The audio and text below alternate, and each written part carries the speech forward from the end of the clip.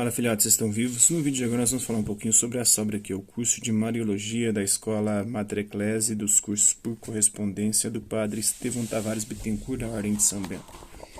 Mostra a obra aqui. Vou um pouquinho dela então.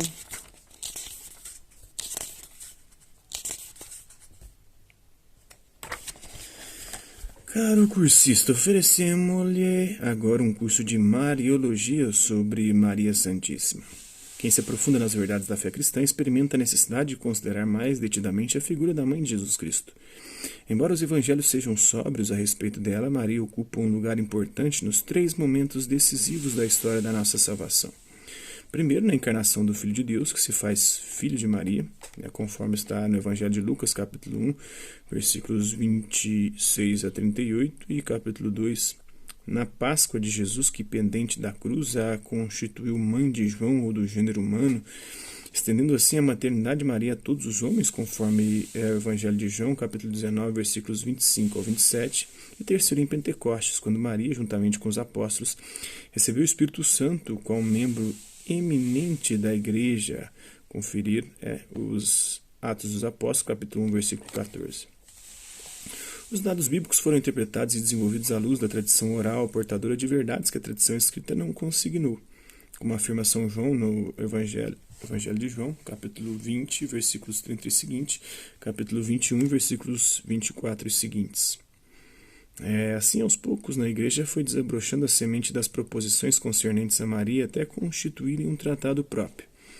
Na primeira metade do século XX, a piedade para com a Maria Santíssima desenvolveu a tal ponto que perdeu tanto do contato com as fontes da Escritura e da tradição oral. O Concílio Vaticano II, que aconteceu entre 1962 e 1965, restaurou a Mariologia em bases sólidas, revitalizando-a. O Sacrosanto Sínodo exorta os teólogos a que, sob a direção do magistério, cultivem o estudo da Sagrada Escritura, dos santos padres e doutores e da liturgia da Igreja, para retamente ilustrar os dons e privilégios da bem-aventurada Virgem que sempre levam a Cristo, origem de toda a verdade, santidade e piedade. Ademais, saibam os fiéis que a verdadeira devoção não consiste no estéril e transitório afeto, nem numa vã credulidade, mas procede da fé verdadeira pela qual somos levados a reconhecer a excelência da Mãe de Deus, excitados a um amor filial para com nossa Mãe e a imitação das suas virtudes, segundo a Constituição Lumen Gentium número 67. Conscientes de tais diretrizes, dispusemos o presente curso em 4 partes. A primeira, a fundamentação bíblica; a segunda, a história da Mariologia; a terceira, aprofundamento teológico; a quarta, a piedade mariana. Sugerimos aos nossos cursistas que procurem ler na sua Bíblia os textos citados nos respectivos módulos, a fim de manterem contato permanente com a Palavra de Deus. Assim, o estudo poderá tornar-se leitura espiritual, nutrindo a piedade e a oração. A tradição católica recomenda estudar de joelhos a teologia, ou seja, numa atitude de procura de união crescente com o Senhor. São palavras de São Boaventura, que morreu em 1274.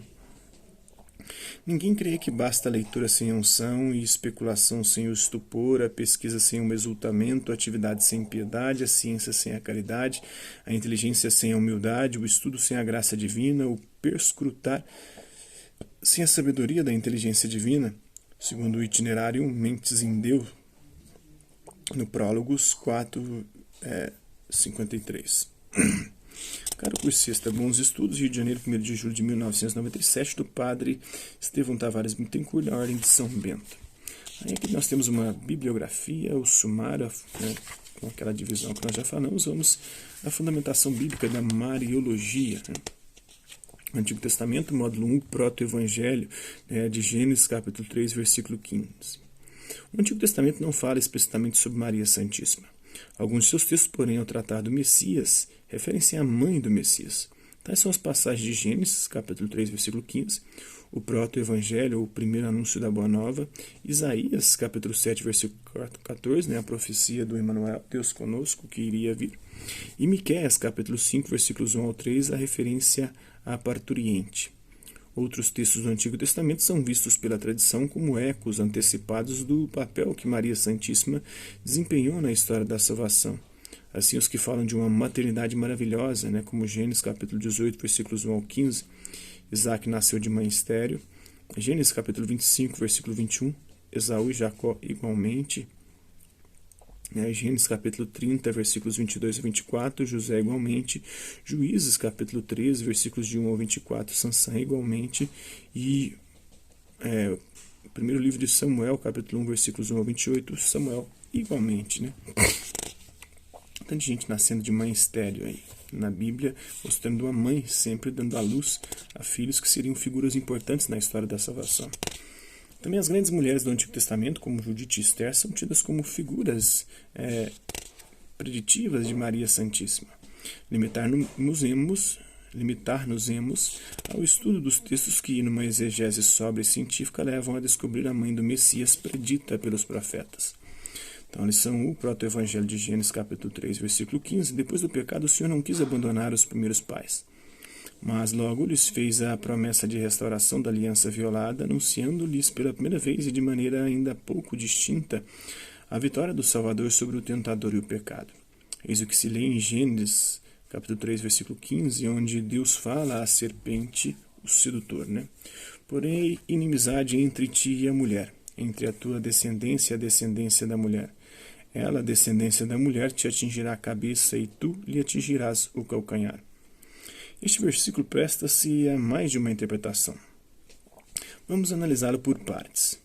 Primeiro, o verbo hebraico é o mesmo, né? Suf, em capítulo 3, versículo 15c e 3, versículo 15d. Daí traduzimos com a Bíblia ecumênica por atingirá e atingirás. Embora tanto a descendência da mulher quanto a serpente atinja, ataque o adversário respectivo, há superioridade para aquela, pois ferir a cabeça é mais grave do que ferir o calcanhar. Em 2, o sujeito que fere a cabeça da serpente, conforme o original hebraico, não é feminino, mas masculino, que é igual a ele. Isso quer dizer que não a mulher, mas o rebento da mulher vencerá a serpente. Terceiro, pergunta-se agora, quem é essa mulher? E qual será a sua descendência? No texto de Gênesis, só há uma mulher, aquela que com Adão pecou. Em consequência, o texto tomado ao pé da letra, como um judeu entendia ou ainda entende, se refere a Eva. Quanto à descendência da mulher, seriam todos os homens e mulheres fiéis a Deus através dos tempos. Deverão travar batalha contra os sedutores e seus seguidores, cabendo a vitória final à linhagem dos bons. Tal é o sentido estritamente literal do texto bíblico, aquilo que se deduz de uma primeira leitura do mesmo. A hermenêutica bíblica reconhece, em alguns casos, além do sentido literal estrito, o sentido literal pleno. Isto implica que as palavras do autor sagrado podem ter um sentido decorrente da própria letra, mas não percebido pelo autor humano. Deus, porém, que é o autor principal e supremo da Escritura Sagrada, terá intencionado esse ulterior significado da letra. É preciso não esquecer que a Bíblia, tendo Deus como autor principal, deve ser considerada como um só discurso, uma só mensagem que se vai explicitando aos poucos. Daí a necessidade de se compararem os textos bíblicos entre si. Os mais antigos pronunciam os mais recentes e os mais recentes ilustram e revelam plenamente o sentido dos mais antigos. Quinto, alcançando este princípio em Gênesis capítulo 3, versículo 15, pode-se dizer que o descendente da mulher que concretamente pisou na cabeça da serpente ou do tentador foi o Messias Jesus. E a mãe desse Senhor vitorioso foi Maria Santíssima. Por conseguinte, o sentido literal pleno, ou o sentido que decorre da letra plenamente entendida, aponta Maria e Jesus Cristo como os protagonistas da luta decisiva contra a serpente e os agentes da vitória sobre a mesma. Com palavras, a Eva, a mãe da vida, em hebraico, de Gênesis capítulo 3, versículo 15, inicia uma tarefa que só foi plenamente realizada por Maria, pois o texto sagrado nos diz que Eva foi pecadora ou esteve sob o domínio da serpente. Ao contrário, Maria Santíssima foi cheia de graça e nunca se dobrou sob o jugo do maligno. Ao contrário, colaborou para a vitória sobre ele. Com outras palavras, assim como Gênesis capítulo 3, versículos 2 ao 7, apresenta a mulher Eva envolvida com o tentador e o pecado para a ruína do gênero humano, assim, Gênesis capítulo 3, versículo 15, apresenta a mulher Eva feita mãe da vida, por excelência, ou Eva plenamente realizada em Maria, intimamente associada ao Messias na obra de redenção do gênero humano. Assim, a mulher Eva, mãe da vida, que introduziu o pecado no mundo, será também a introdutora da salvação, ou do Salvador no mundo. O papel de Eva é recapitulado por Maria. Em consequência, pode-se dizer que na profecia de Gênesis capítulo 3, versículo 15, está contido de modo ainda pálido o núcleo de toda a Mariologia, ou seja, é apresentado o nexo estrito que existe entre o Redentor, que é o segundo Adão, e sua mãe, que é a segunda Eva, a mãe da vida por excelência. É de notar que São Jerônimo traduziu o pronome hebraico hu, ele, por ipsa, ela mesma, em latim. Com isto ensinou que a mulher seria a vencedora da serpente, esmagando-lhe a cabeça. Este modo de entender Gênesis capítulo 3, versículo 15, tornou-se clássico entre os ocidentais, haja vista o quadro da Imaculada Conceição, da autoria de Murilo. Todavia não corresponde ao original. Este atribui a vitória ao descendente da mulher, descendente cuja mãe é explicitamente mencionada e dignificada. De resto, o texto de Gênesis capítulo 3, versículo 15 é retomado em Apocalipse 12, como se verá no módulo 7 deste curso. A mulher e o dragão, a serpente antiga, retornam como protagonista de um duelo entre o bem e o mal que perpassa toda a história da salvação, tocando a vitória final à linhagem da mulher. Como também será demonstrado, o texto de Gênesis capítulo 3, versículo 15 ressoa em João capítulo 2, versículo 4, e em João capítulo 19, versículo 26, no Evangelho de João. Passagens em que Jesus dá à sua mãe o apelido de mulher, alusivo ao proto-evangelho. Ver o módulo 5 deste curso. Então, isso é um pouco dessa aula. Espero que vocês tenham gostado do vídeo. Quem curtiu, dá um like. Quem não curtiu, dá um dislike. Se estressar pelo conteúdo do canal, se inscrever, ativar o sininho e guardar os próximos vídeos e as próximas notificações. Deixe também seus comentários, o que você tem achado dos vídeos, sugestões de temas e assuntos para serem abordados em vídeos posteriores. Colabore com o nosso canal, compartilhe os nossos vídeos e ajude-nos a chegar ao maior número de pessoas possíveis. Gostaria aqui de agradecer aos 1.218 inscritos no nosso canal. Agradecer também aqueles que garoto por conta de um conteúdo ou outro passam por aqui, deixando a sua visualização, seu like, seu dislike, seus comentários. E aqueles que compartilham os nossos vídeos, compartilham o nosso canal, seja aqui nessa plataforma no YouTube e outras redes sociais. No mais, é isso aí. Hasta la vista, vemos e até a próxima.